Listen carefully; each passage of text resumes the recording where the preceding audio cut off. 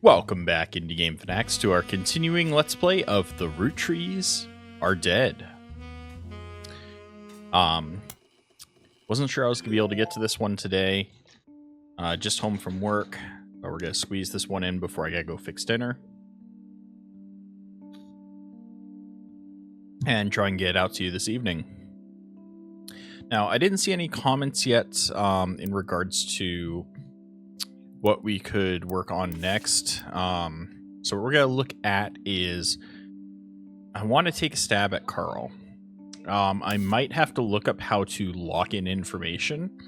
The other thing I want to take a look at is the story again.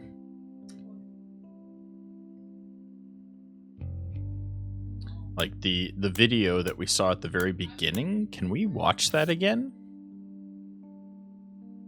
Story items. I don't think we can. Alright. So this is the one thing we haven't checked out yet. So we'll see if this gives us any details that'll help us with solving this. This suggests that there's 11 pieces of evidence. That's something else we'll do is we'll go through evidence and figure out how many useful information there is to find within there. Rolling On Down to the City was barely a top 20 hit for a few weeks in 1979. According to the linear notes, it satires how a part of society was content to remain indifferent to economic inflation and civil unrest in the Middle East, unless pop culture tricked them into caring. Somewhat ironically, listeners didn't seem to pay attention to the lyrics enough to trick them into caring. Instead, most of its play came from roller discos. Because it was such a product of its time, it doesn't get much play anymore, even on stations that play oldies. Maybe that's why you'd never heard of it before now. This image is from an auction for a sealed copy. It has a sticker that says only the great-grandson of Elias Roottree could make disco this sweet. It is credited to Peter Janowitz from MMM. Let's look that up real quick. Seemed to be a music critic. You find him mentioned on a fan website about a band unrelated to the Rootrees. He used to work for Modern Music Monthly before the magazine went under.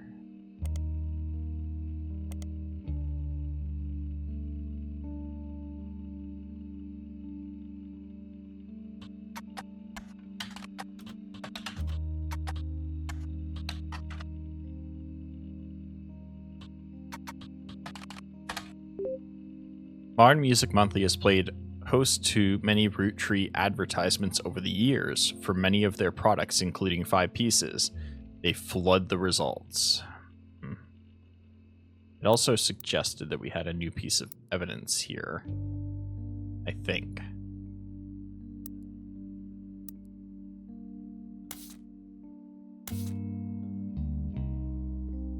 No, nothing new here.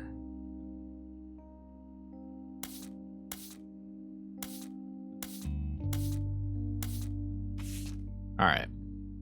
Music and lyrics by Jim Roottree, vocals by Jim Roottree, and Diamond Larox. We haven't looked into Diamond much. Let's check her out. James Roottree is a singer who sings in the duo G. Okay, I think this is the same info. Yeah.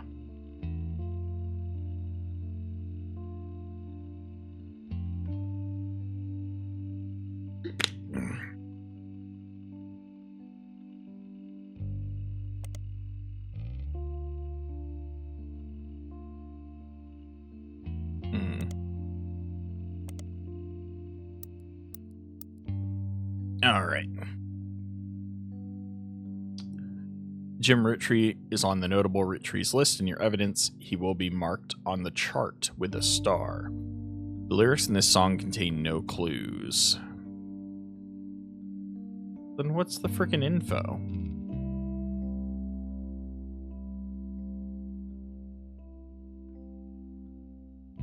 We know he's one of the great-grandsons, so he would be somewhere in this line. So he'd probably fit in here, right? As children, grandchildren, great-grandchildren, he'd be the only notable great-grandchild. So James Roottree.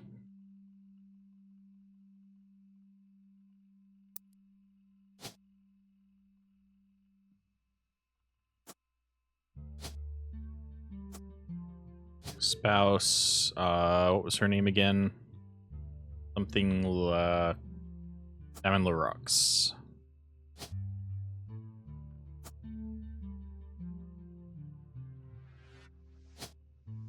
Musician.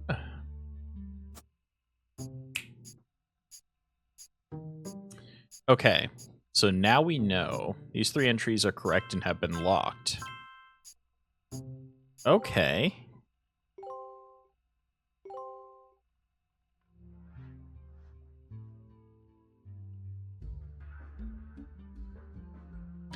So it is about getting the right information.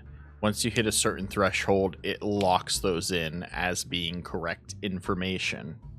Okay. So now we understand how this system works. It looks like it's going to go about 3 at a time. So now that we've locked in, we can't change their info any further.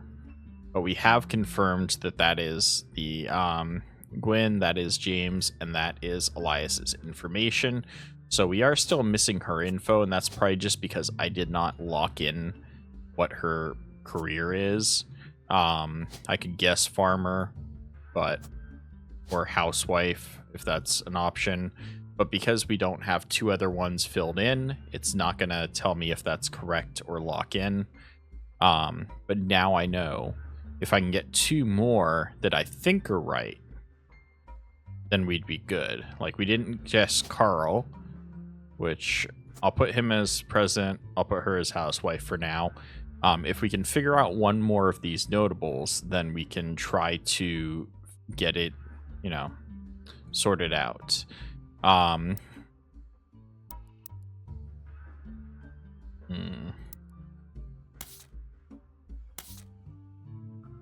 So of the notables list, we've got those ones done. We still haven't figured out Gwyneth or Carl. Let's try and figure out Lauren or Miracle Jr. From what we have for evidence,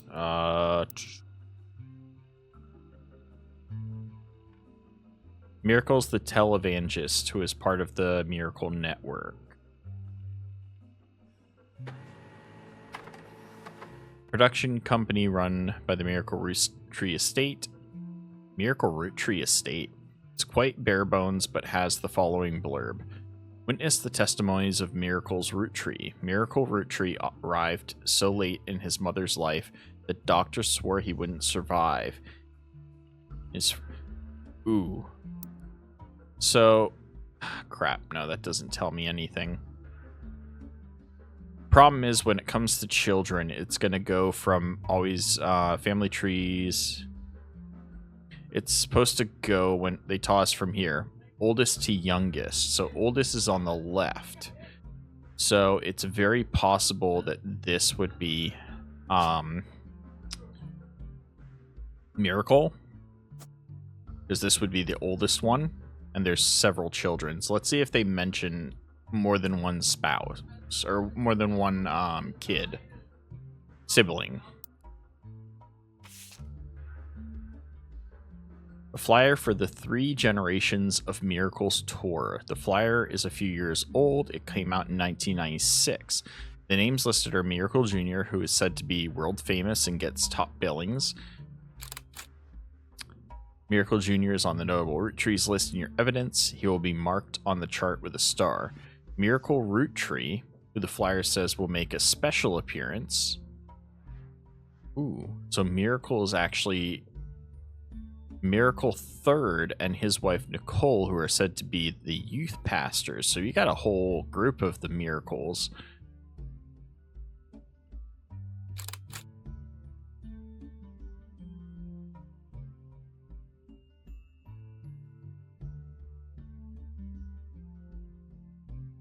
Miracle 68. Children now welcome, celebrate Miracle Third and his wife Nicole. So based off of that information, I would not think it would be this lineage.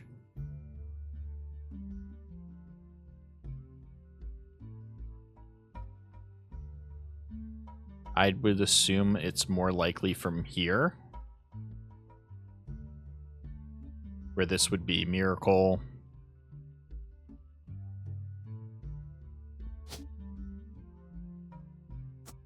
And this would be the kid. That would be Miracle Jr.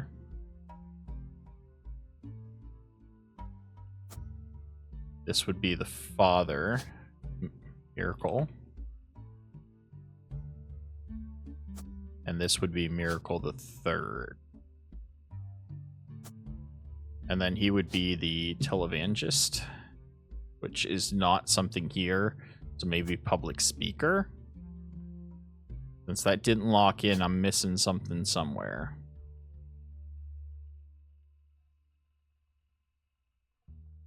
Let's go through the list. Actor, advertising, or sorry.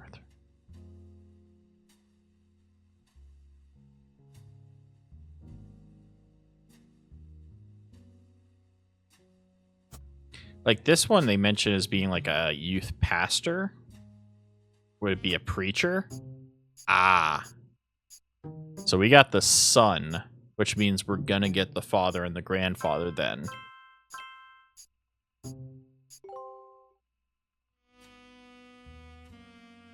Sweet. So we were right on Carl being the 5th president and Gwyneth being housewife. Nope. You're on a roll. I'll try to keep that momentum going. Carl's office was a mess, thanks to some burst pipes. I feel like we're making some great progress today. A photo from a 1970s Roottree reunion. I also found some important-looking papers. Okay. You've traced 9 blood relatives so far. I'll have more to share after you find 9 more. So we gotta find 9 more before they'll tell us anything else. That also tells us that this is Lauren Roottree over here. So his is gonna be preacher as well. And special guest from Miracle Roottree, which we don't have a picture for yet. But he would also have to then be a preacher.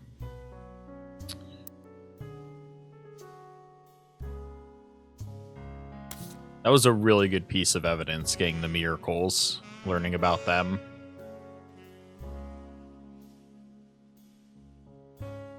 What's up with this? Okay. After some time, they returned with new resources, a photo of Carl's generation taken in the mid to late 70s, as well as some papers and mail from his office. So we're getting a lot of information specifically about Carl's generation, which is this one. Alright. So he can't lock in until we get more information, and we don't have a picture for the dad. So this would be Lauren. Let's see if we can learn some more about Lauren.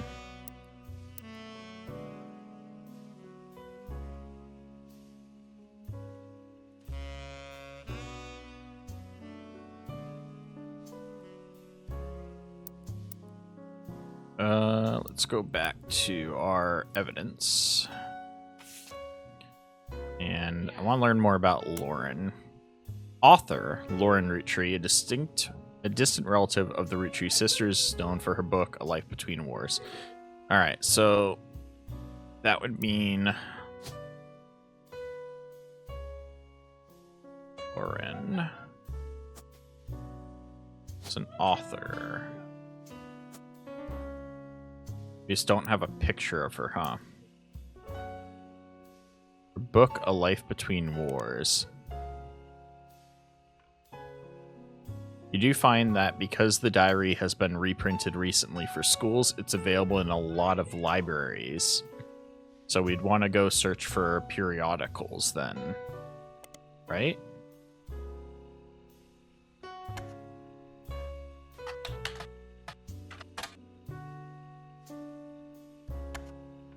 I have no idea what it would be. Public library. There we go. Roottree. Oh, what's that?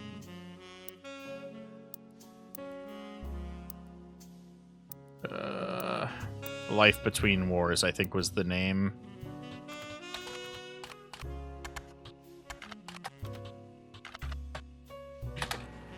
Okay, published in 1965, hardcover student edition. Republished in 1993, nonfiction. Seems you've hit the jackpot here. This is a book occasionally taught in schools. You even find a hardcover edition for students that has full-page, high-quality pictures in it. A summary of the contents of the book, photos, as well as some particularly relevant entries from the diary have been added to your evidence. That's actually huge. Look at all that additional evidence we've got now.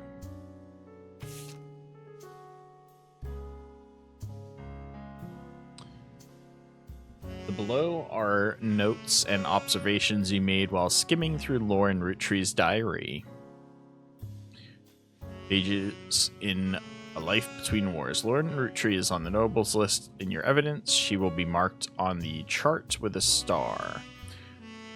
Consists of diary entries that stretch from 1940 to 1965. The most important event that much of the diary and Lauren's thoughts revolve around was the loss of her husband, Jacob. Let's be Lauren and Jacob. So now we've got Lauren. And we've got Jacob. I'm going to assume it's Rafferty because there's no other Jacob. And that would be his picture.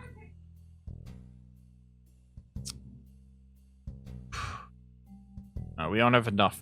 We have his information, but we're still missing one more in order to lock in. But I feel like that's going to be pretty much set for her. Let's see if there's any more information, though. Jacob died in the final months of World War II while Lauren was pregnant. This left her to raise her son Clark alone. Lauren never remarried and only had one child.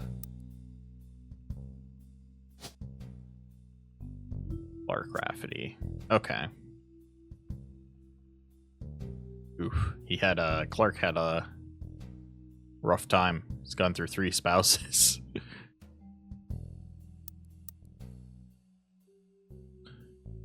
By skimming the pages of the diary, you glean the following information. She was the granddaughter of Lysigwith on her father's side. Her mother's family was called the Cassells, but she hardly ever mentions them. So.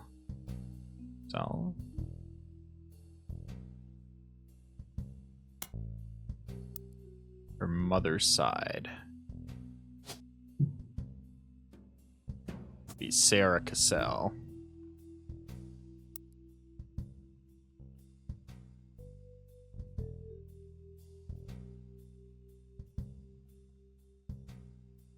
Her father, who always refers to her as Pop, was the head lawyer for the Roottree Candy Company and helped write a legal document called the Clansed Trust. Ah. So her father wrote that. And that would be, so he was a lawyer.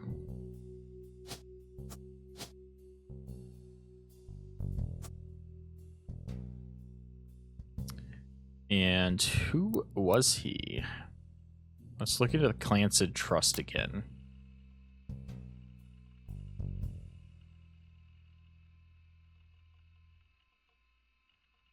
So Clancy Edward Roottree is who we are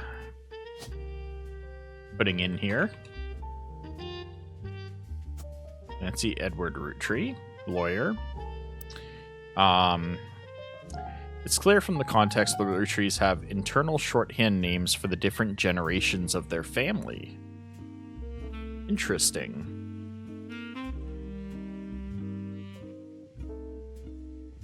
Lauren uses them often. 5 pieces, the first generation of children by Gwyneth and Elias. Lauren's father was in this generation. The next generation, Lauren's generation. The free spirits, the generation after Lauren's, including her son.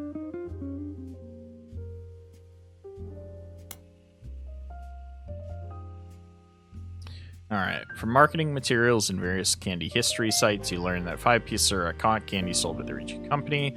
Although no longer the company's only popular product, they sell one this day. I'm pretty sure I've already looked this up.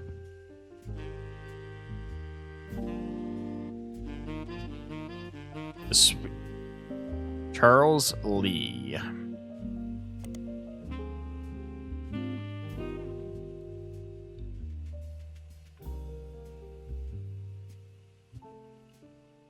Charles Lee. Charles Lee. All right. This is part of a book series about all things candy in the modern world. It starts in 1925 and continues onward to chronicle the rise and mass production and global distribution. The book ends with a look into the future of candy as envisioned by experts in 1985. With the addition of hindsight, you can clearly see they got pretty much everything wrong. It includes some print advertisements. You find a newspaper ad for 5 pieces from 1930s added to evidence. The reason I wanted that, and we're going to go back and do, need to look up her dad. Alright. The Client's Brown-Clancy Trust is a highly unusual document. Wait, what? Even looking up him, it just said...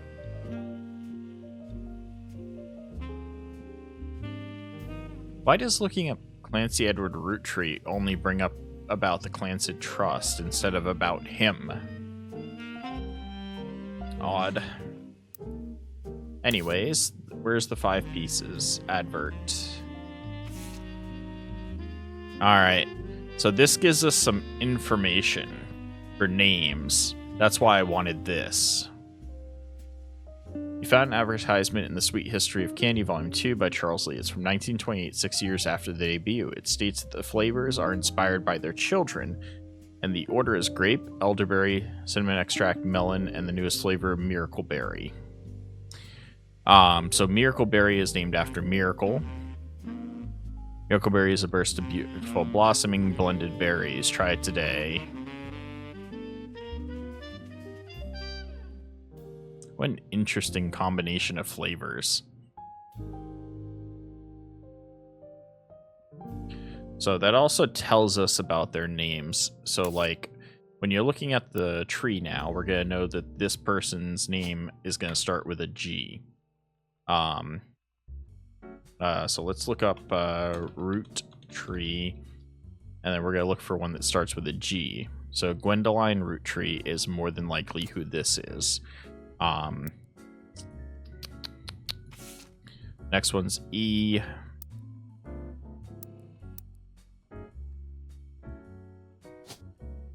Roottree. That starts with an E. So this one's a little bit harder. More than likely he's like Elias Jr., but we don't know that for sure.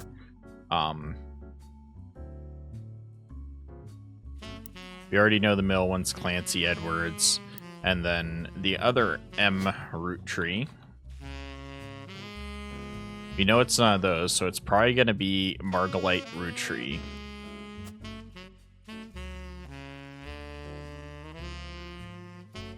So we've got some names here that we can work with. That's pretty cool.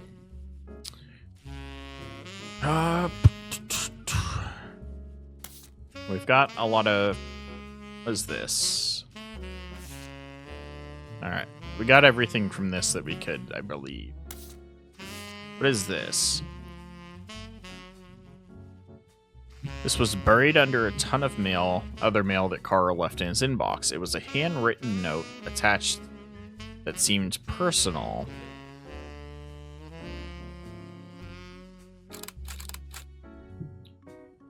It is a flyer about a candidate for local office, Stephanie Jones. On the back is an excerpt from a newspaper article from the Butler County Times about her campaign.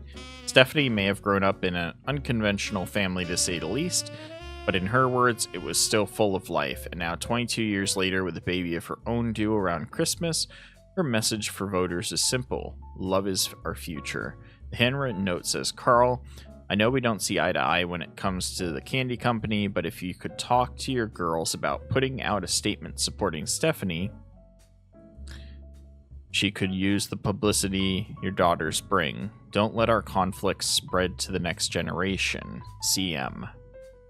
So CM would be somebody that is part of Carl's generation, and then Stephanie is gonna be one of the kids under that.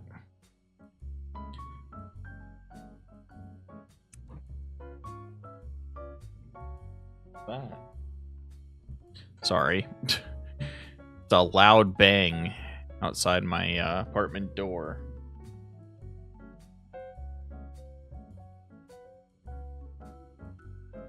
Yeah. I don't know what generation Stephanie's gonna be in. She's probably gonna be either this one or this one.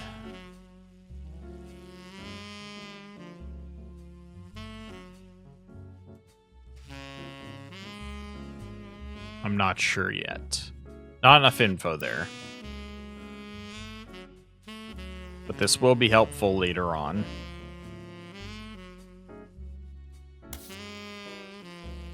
Why does this suggest there's more information here?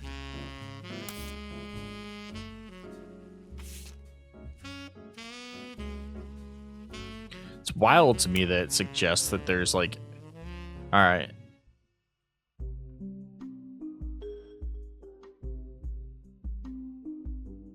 Yeah, so this is telling me there's 11 clues tied to this single piece of information, which is wild to me.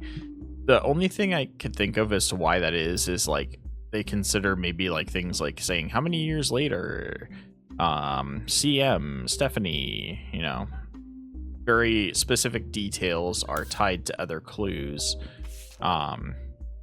This photo has a note attached from your employer. Here's a bonus. When I pulled the water damaged picture of the free spirits out of the frame, it fell out too. Written on the back of the photo is, couldn't make the reunion, wishing you well from Paris, Gwen, and the boys.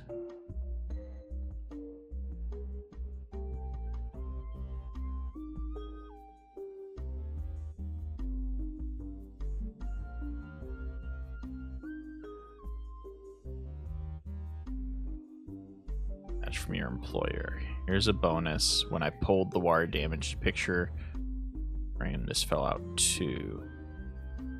So this isn't of the free spirits, but this is a picture of Gwen and the boys. W-Y-N. Gwen is here. So these would be the boys? Or is it down here? I'm still very confused about how this... what this means on the tree. It's very weird to me. But we did get a bonus picture of Gwen then, right? Did I not take the images? Oh, we did.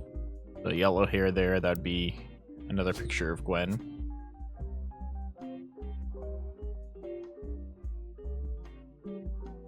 I'm gonna guess these are the boys, but I have no idea. Alright, so we'll skip that for now. What's this one? This photo was tucked inside an envelope with a letter beneath a candle in the corner of his office. The letter says, to Carl and Brenda, I'm sorry that you were unable to attend the funeral. It's traditional to have it as soon as possible, and Ernie, more than anyone else on Earth, knew how busy your job can be. I've enclosed a Shiva candle identical to ours if you'd like to pay your respects, though it's not expected for those outside of the faith to do so.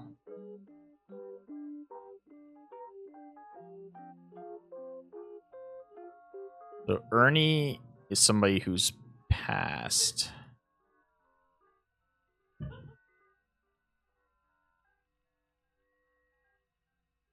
Ernie was a man full of love, not only for his family, but for his family's legacy. He had an immense amount of pride for the work you three did together, as well as how Carl has carried on for him after taking over.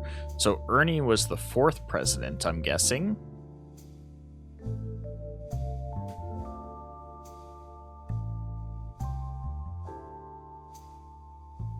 Is Ernie a Roottree?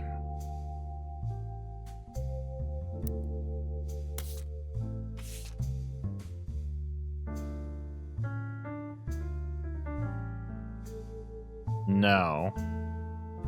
But he's probably one of these. Ernest or Ernest Jr. Nicknamed Ernie.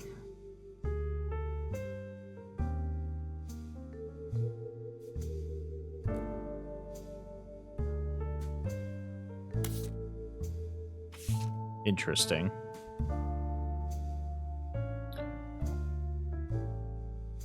As for myself, it is impossible to express my gratitude enough for rescuing us from the panic and the burden of endless bills. Though we caught it too late for him to get on the donor list, the company took care of us beyond our wildest expectations. It went unsaid at the time, but Ernie and I knew it had to have been Carl that convinced the trust, and that it was no coincidence that it happened shortly after your visit, Brenda. Up until the end, Ernie and I had to stay strong, especially for Nicole's sake. We could never have done that without the two of you fighting for us. Much love, Debbie. Is Debbie a Roottree then? I would assume so.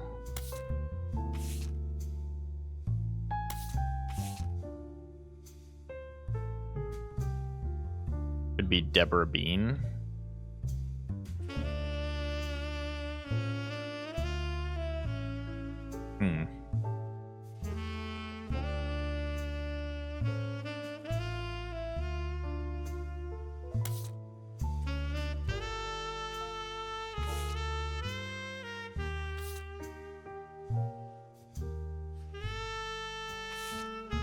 Here's the 5 pieces.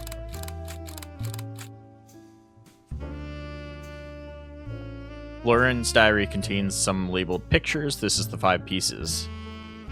Caption: this picture is famous in our house. Pop even had it framed. That's him on the left. Okay, so that's her Pop on the left.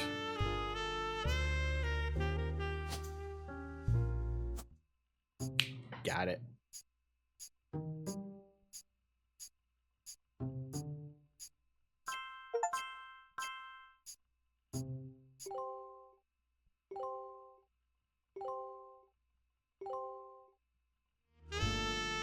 Booyah. Okay, making progress, making progress. We've got our first non-notable solved, or 2 of them actually. We did 2 of them.